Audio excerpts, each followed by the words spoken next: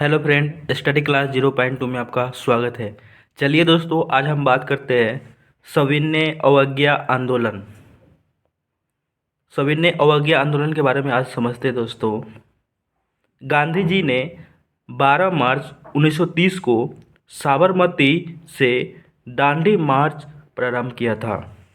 तो गांधी जी ने 12 मार्च 1930 को साबरमती से दांडी मार्च का क्या हुआ था दोस्तों, शुरुआत हुआ था या प्रारंभ हुआ था।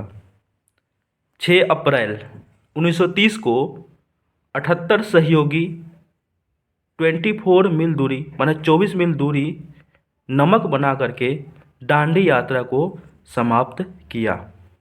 तो 6 अप्रैल 1930 को 78 सहयोगियों द्वारा 24 मील दूरी 24 मीटर चल करके है ना नमक बना करके दांडी यात्रा को क्या करते दोस्तों, समाप्त कर दिया था।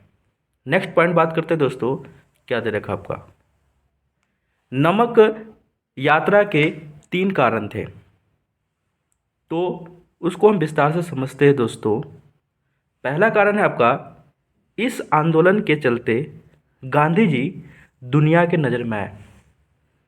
तो इसी आंदोलन के चलते गांधी जी है कि लोगों को दुनिया में, देश में नज़र आए। दूसरा पॉइंट है, यह पहली राष्ट्रवादी गतिविधि थी जिसमें औरतों ने बढ़ चढ़ कर के हिस्सा लिया। राष्ट्र माने होता है देश, वादी माने विचारधारा। एक ऐसी विचारधारा था कि सारे देश एकजुट होकर के है ना, जिसमें औरतों ने भी बढ़ चढ़ कर के हिस्सा लिया। तीसरा पॉइंट आपका, अंग्रेज़ों को अब यह एहसास हुआ कि उनका राज्य बहुत दिनों तक नहीं टिकेगा। तो अंग्रेज़ों को महसूस हो चुका था कि उनका जो राज्य है अब नहीं टिकेगा। नेक्स्ट पॉइंट बात करते हैं दोस्तों, क्या है आपका, गांधी इरविन समझौता। तो गांधी जो इरविन समझौता हुआ था आपका दोस्तों, 5 मार्च 1931 को हुआ था। तो गांधी इरविन समझौता 1931 में हुआ, जिसकी शर्तों में सविनय अवज्ञा आंदोलन वापस लेना था। तो गांधी इरविन जो समझौता हुआ था उसमें सविनय अवज्ञा आंदोलन क्या करना था दोस्तों, वापस लेना था। और दूसरा है कि कैदियों को रिहाई करना था।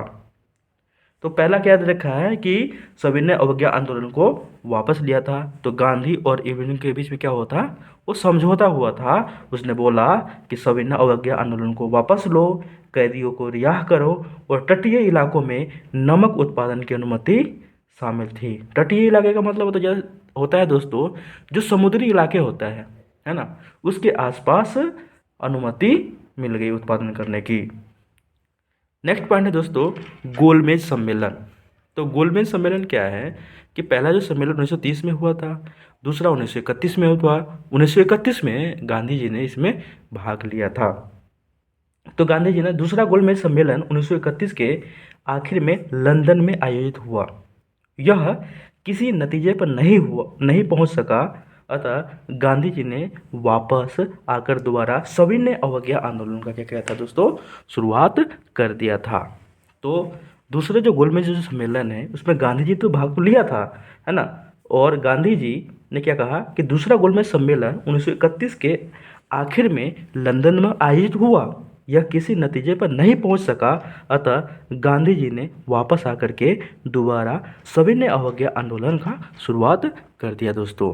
तो दोस्तों, अगर यह वीडियो आपको अच्छा लग रहा है तो लाइक, सब्सक्राइब एंड शेयर कीजिएगा। जय हिंद, जय भारत।